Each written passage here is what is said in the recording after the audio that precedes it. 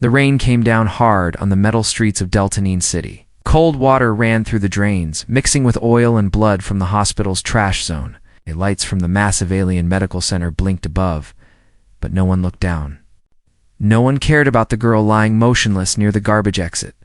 Her body was small, weak, and wrapped in a thin medical gown that clung to her skin from the rain. Her legs were curled up, her arms pulled in tight, as if she were trying to disappear. Her skin, a strange pale violet, had dark bruises across her arms and back. Her eyes were barely open, lips cracked, and she was not breathing right. Just an hour ago, she had been inside the hospital.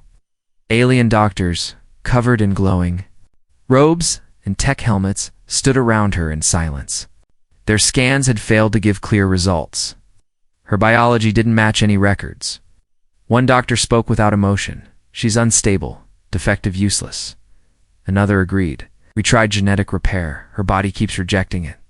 This hybrid unit is a waste."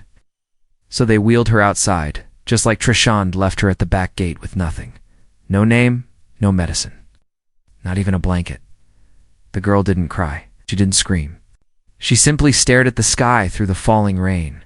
Dawn, her chest rising slowly, then falling like she was waiting for her last breath. Across the street, a human named Reed walked by. He was an off-world mechanic, dressed in worn clothes, and carrying a repair kit. He wasn't rich, wasn't a soldier, just a normal man who came to this alien city for work. He'd seen a lot of things in the outer colonies' war. Hunger, cruelty, but this sight made him stop. He looked closer. There, in the cold, barely moving, was a girl who looked more dead than alive. Reed stepped closer, blinking through the rain. She wasn't human, but there was something human in the way she curled up, like a scared child. He knelt beside her. Her skin was freezing.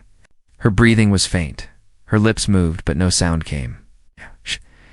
She tried to turn her head toward him, but she was too weak. Reed pulled off his jacket and covered her. "Hey, can you hear me?" No answer. He looked around. No one else was watching. A delivery drone flew overhead, ignoring both of them. Across the street, two alien guards smoked outside a diner, pretending not to see. Reed carefully picked her up. She was light, too light, like she hadn't eaten in days. Her head rested against his shoulder, her body limp in his arms. His heart raced. He didn't know what she was, or what had happened to her. But one thing was clear, she had been thrown away. Reed didn't think twice. He rushed down the street, holding her tight, water splashing beneath his boots. The hospital entrance was around the block. He reached it in minutes, pounded on the glass doors, and shouted, "She's alive. Someone help her." Security drone floated down. "No entry," it said in a cold, robotic voice. Patient was released. Case closed, not authorized. Stepped back in shock. "You left her outside, she's dying?" The drone blinked once. Medical status rejected.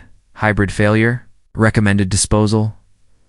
Reed felt something snap inside him. She's not garbage. She's a living being. The doors remained locked. The lights flickered once. No one came. He looked down at the girl again. Her fingers moved just a little. She was still holding on. Reed turned around and walked away from the hospital. He didn't know where to go. No normal clinic would treat someone like her, not without papers, species ID, or a case file. She had none of that. Just a broken body and a life someone tried to erase as he passed through a quiet alley. He remembered something, a place someone once mentioned. A vet. Not a hospital, but a clinic for alien animals, run by an old reptilian female who sometimes treated creatures others gave up on. It was a long shot, but it was all he had. He tightened his grip on the girl, her body barely warm now, her breath slowing more with every minute. The wind howled through the alley, and Reed pushed forward, fighting fear and doubt. He didn't know her name. He didn't know what species she was. He didn't know why they gave up on her, but he wasn't going to leave her behind, not like they did. Rain still fell when Reed reached the other side of the city. The girl's body was cold against his chest, her breaths barely noticeable, her pulse faint like a dying flame. Every step felt heavier, not because of her weight, but because of the silence around him. No one helped. No one even asked what was wrong. He had already tried for hospitals. Each one said the same thing. No ID, no records, not our responsibility. Some pretended not to see her. One doctor even shut the door in his face, saying, "You're wasting our time, she's failed matter." Reed's jaw locked. He looked down at the girl in his arms. Her lips were slightly open, as if trying to speak, but no sound came. She had bite marks on her neck fresh. Had something attacked her? Or had she tried to escape? He knew one thing. If he waited longer, she would die.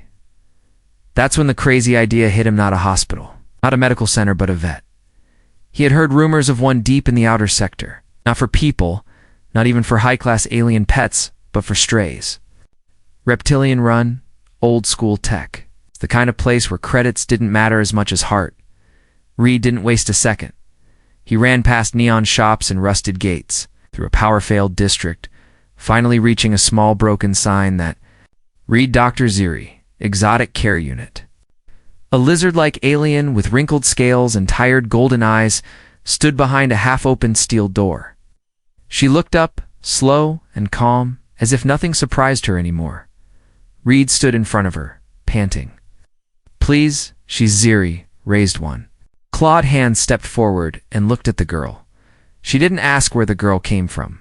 She didn't ask what she was. She placed her cold fingers on the girl's neck, then her chest, then nodded once. "She's not stable," Ziri said. "You're lucky you came before her organs shut down." "She was thrown out," Reed said, his voice sharp, like garbage. Ziri's eyes narrowed.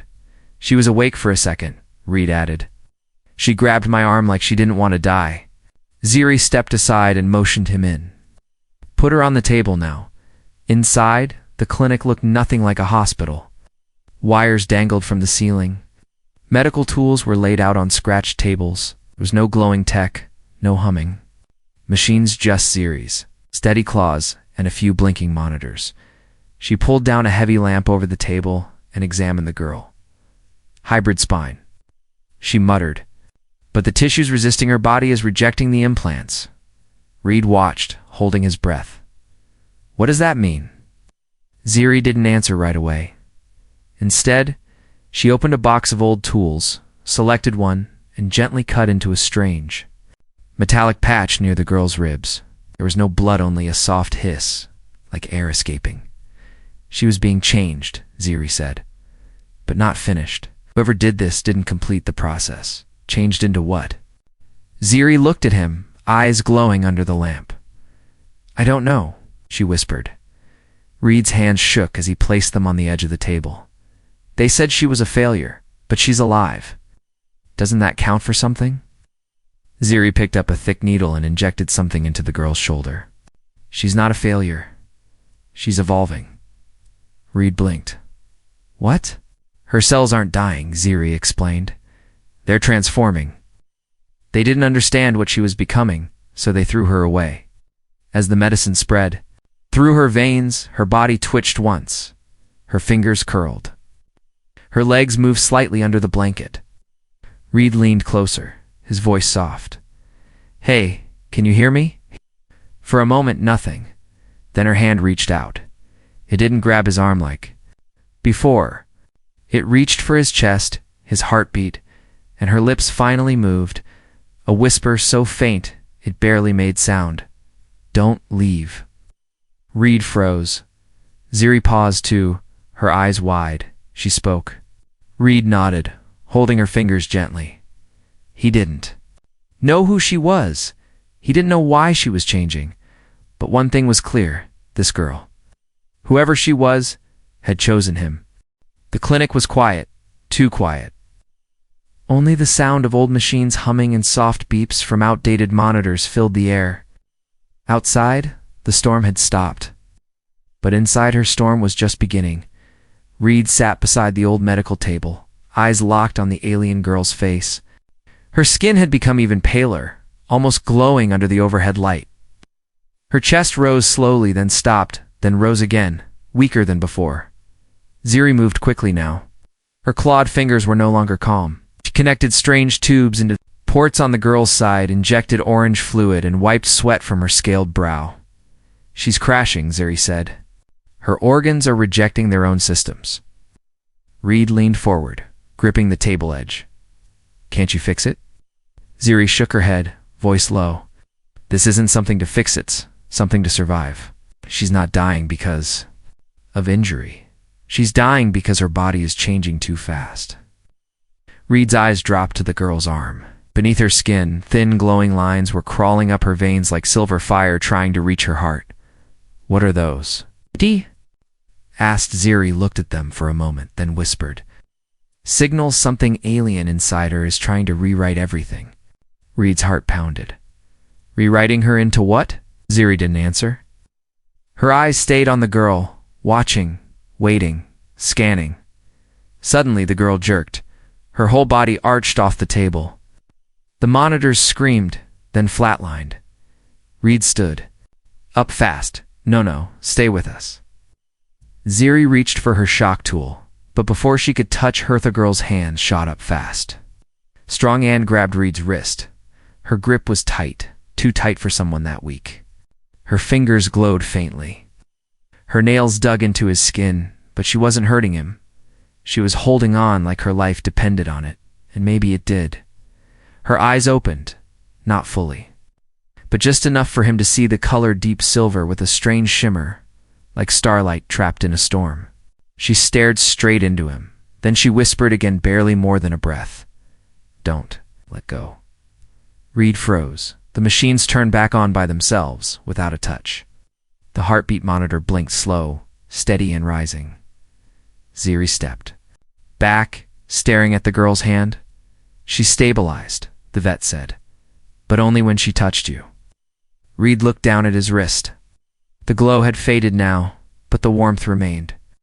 His own pulse felt faster, stronger, like something had passed between them. What did she do to me? He asked. Ziri moved to a side console and scanned his vitals. Her reptilian brow furrowed. You're normal, she said, but your biofrequency is syncing with hers? Is that bad? Ziri looked unsure. It's not bad, but it's not normal either. The girl's breathing became calm again. Her hand slowly slid down from Reed's wrist, resting softly on her chest. She had passed out again, but this time, something felt different. Ziri spoke quietly. You may have just pulled her back from the edge. Reed sat back in the chair, his mind racing. So what now? Ziri walked over, picked up a data chip, and began recording her scans. Now we wait. Whatever they started inside her, it's not finished, but she might survive it. She's not just some failed project, Reed said, still watching. Her sleep, she fought her way back. Ziri nodded. That means she's stronger than they thought. Reed touched the girl's hand one more time. It twitched slightly, like she still knew he was there. She didn't know where she was. She didn't even know his name. But somehow she knew he was the only one who didn't leave, and read. He was starting to realize something too. This wasn't just about saving her anymore. This was about understanding what made her worth saving. The next morning, the clinic felt different. A strange warmth filled the room, soft and slow, like a quiet sunrise after a long night. Reed had not left her side, not even to sleep. His head rested near her shoulder, his hand still wrapped loosely. Around hers, Ziri entered the room and froze in the doorway. The girl was glowing. Faint light pulsed from under her. Skin along her collarbone, across her fingers and upper temples. Not artificial light, not wires or machines. This glow was natural, alive, like something blooming from within. Ziri stepped closer, whispering, "This is not decay. This is awakening." Reed sat up, rubbing his eyes, then looked at the girl and blinked hard. What? What is happening to her? Ziri reached for a scanner. At the moment she brought it, near the device short-circuited and sparked. She tried another. It died too. She's interfering with tech now, Ziri said, stunned. Her body is producing electromagnetic waves. Like a living generator. Reed stood, unsure whether to be afraid or amazed. What does that mean? I mean, Ziri said, pausing. She's not just healing. She's changing into something new. Reed looked at the girl again. Her wounds were closing. The damaged implant ports had vanished. Even the bruises from earlier were gone. Ziri backed up, thinking aloud. They called her a failed hybrid, but they misunderstood. Her body wasn't rejecting the procedure, it was overriding it. Reed's eyes narrowed. Overriding? She was supposed to be part machine, Ziri said, but her biology fought it, adapted to it, and replaced it with something better. Reed's mind raced. So she's evolving. Ziri nodded slowly. Into something no one expected. Just then, the girl stirred. Her fingers moved again, but this time with purpose. She opened her eyes fully, and they weren't silver anymore. They were glowing with deep purple rings, swirling like galaxies trapped behind glass. She sat up, not weak, not shaking, but calm, centered. Watching them both like she finally saw them for the first time, Reed stepped closer, heart pounding. You're awake. The girl blinked slowly, then touched her own chest like she was trying to feel her heartbeat. It's quieter now, she whispered. The pain is gone. Her voice was different, stronger, clearer. She looked down at her arms, then at Reed, eyes searching his face. You didn't leave, she said. No, Reed replied softly. I couldn't. She tilted her head. Why? Reed didn't know how to answer. Before he could speak, the lights in the room flickered. The machines beeped wildly, detecting a spike in energy. Ziri rushed to a panel and began typing fast. She's emitting frequencies again, the vet said. But this time, they're controlled. The girl looked around. They used to hurt, now they listen. Ziri turned, shocked. What do you mean? The girl touched one of the dead scanners, and it came to life in her hand. I'm not broken, she said, eyes glowing brighter.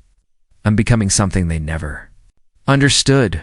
Reed felt goosebumps crawl across his arms. What did they try to make you? She looked at him, and for the first time, there was no fear in her face. They tried to make me obedient, she said. But I was made to be free. The words sent a chill through the room. Ziri stared in silence. Reed looked at the girl and realized she was no longer someone who needed saving. She was someone who had survived, something no one else could. But questions still burned in his mind. Who made her? Why did they want her changed? Now that she had awakened, would they come back? The girl leaned forward, eyes locked on Reed. They will come, she said softly, but I won't go with them. Her voice wasn't trembling anymore. She wasn't the broken girl in the rain. She was something new, and whoever had tried to erase her was about to learn what she had become. Night fell over the city once again, but this night felt different. The clinic lights dimmed. Not from power failure, but from something outside. Ziri noticed it first. Her scales tingled. The temperature dropped at the humming of her old generators. Grew louder, straining. Reed stood by the window and saw it. A sleek black hovervan. No lights, no markings. Parked silently across the street. Two dark figures stepped out, tall, armored, and masked. They moved like shadows, scanning the building. They found her, Reed whispered. The girl, now sitting up with her strange glowing eyes, turned toward the window. She didn't flinch. She didn't hide. She simply watched. They're not here to take me back, she said. They're here to erase me completely. Ziri backed away from the window, voice sharp.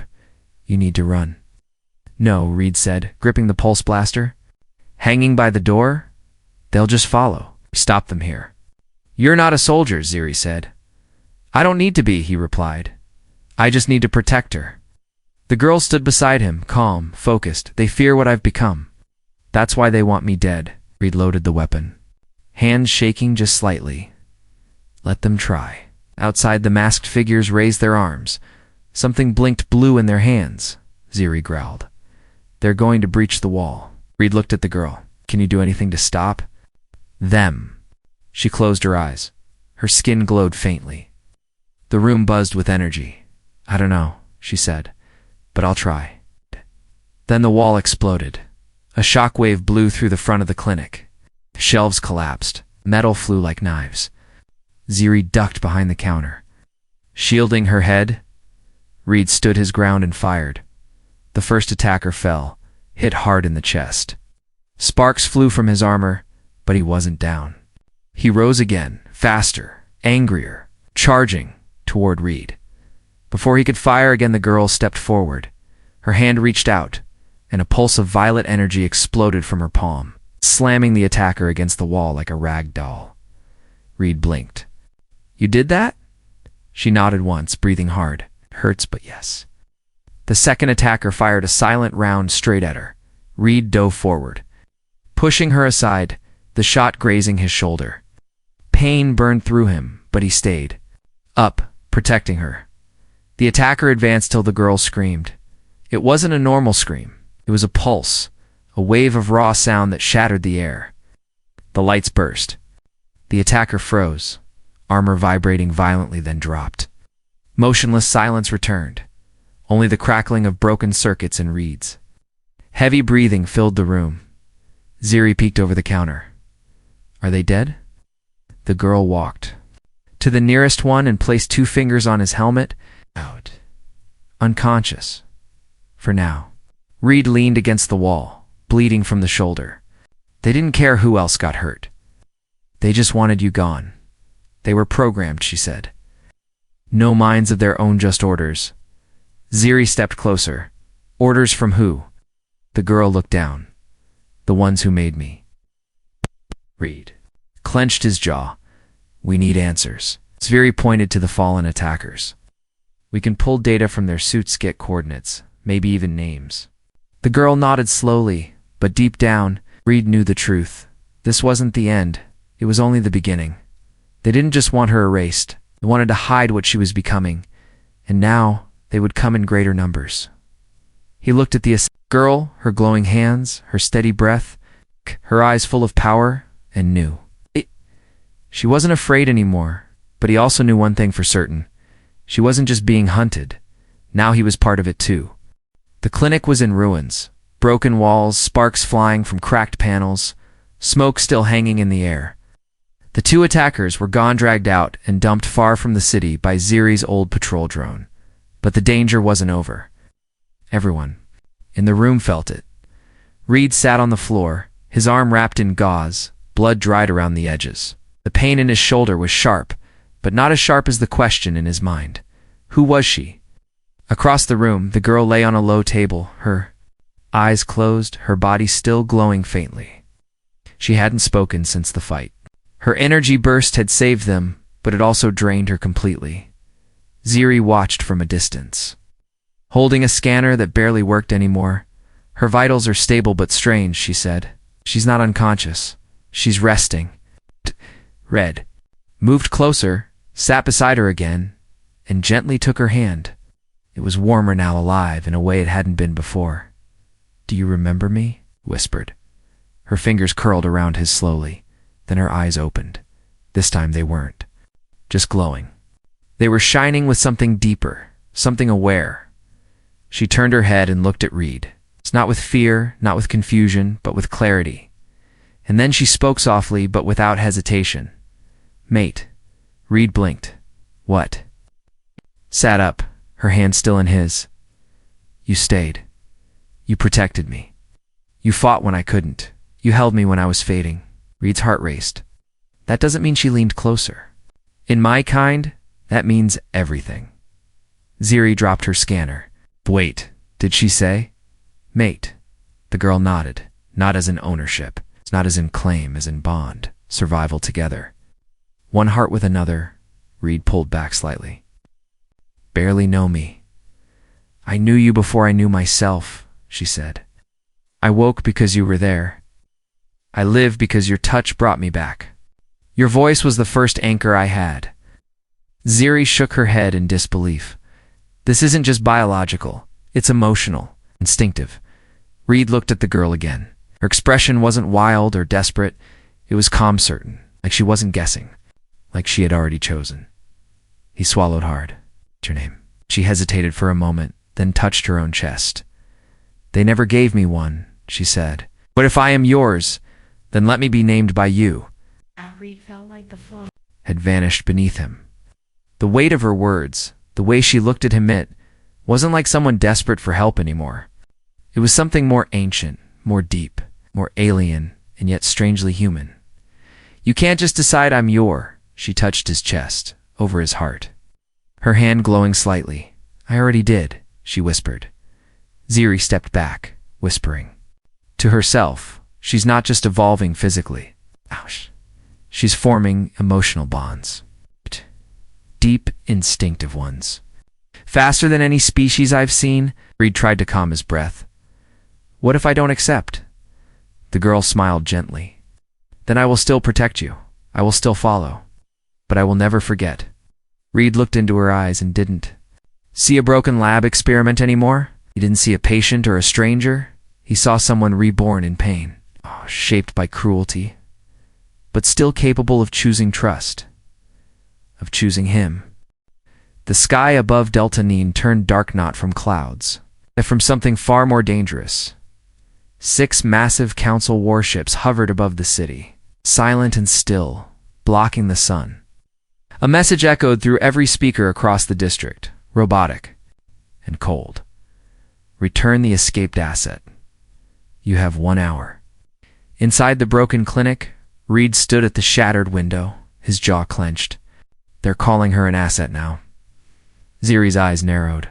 I don't see her as a person, just a failed experiment that got loose. The girl stood behind them, taller now, stronger. The strange glow beneath her skin was brighter, pulsing slowly with each breath. Her posture was steady, her eyes calm. I told you, she said, her voice like quiet thunder. They were never going to let me live. Reed turned to her. Then we don't give you back. Ziri shook her head. They'll wipe the city if they have to. They've done it before. The girl walked to Reed, her bare feet silent on the metal floor. She took his hand and placed it on her chest. They want to erase me, she said. But I've already become something they fear. Something they can't control. Reed met her gaze. Then we show them you're not alone, she smiled, something fierce behind her soft expression. You would fight the council for me? I already did, he said. And I'd do it. Again, Ziri moved fast, pulling out an old transmitter from under her desk. I can ping the old resistance network. Some of them owe me favors. The girl nodded. No, not yet. Reed frowned.